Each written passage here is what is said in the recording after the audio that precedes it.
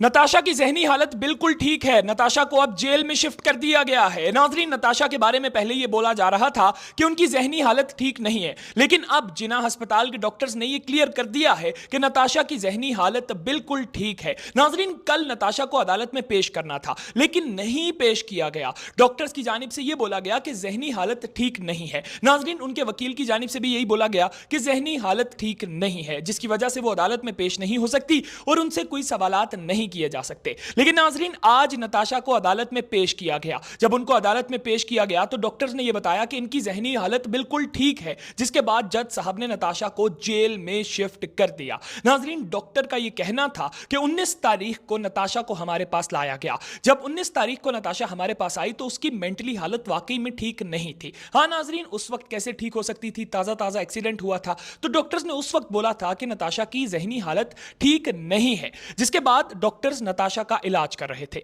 नाज़रीन, डॉक्टर्स ने नताशा के घर वालों को बोला था कि अगर आप कह रहे हैं कि नताशा की ज़हनी हालत ठीक नहीं है तो हमें कोई मेडिकल रिपोर्ट दिखाएं, मेडिकल रिकॉर्ड दिखाएं कि पहले आप लोग नताशा का कहां से इलाज कराते रहे हैं, इसको क्या बीमारी है ज़हनी। तो नाज़रीन, नताशा के घर वाले कोई भी मेडिकल रिपोर्ट डॉक्टर्स को ना दिखा सके, जिसके बाद डॉक्टर्स की जानिब से नताशा को बिल्कुल ठीक करार दे दिया गया है। आज पेशी थी, अदालत आई और अदालत से फिर अब जेल शिफ्ट कर दिया गया है। तो नाज़रीन, एक बीच में जो ये एक्सक्यूज आ रहा था ना कि नताशा ज़हनी बीमार हैं, नताशा को छोड़ दिया जाएगा, आमना और आमना के वालिद साहब को इंसाफ नहीं मिलेगा, नाज़रीन अब ये चीज़ खत्म हो गई है, क्योंकि डॉक्टर्स ने नताशा को ज़हनी तौर पर बिल्कुल फिट करार दे दिया है।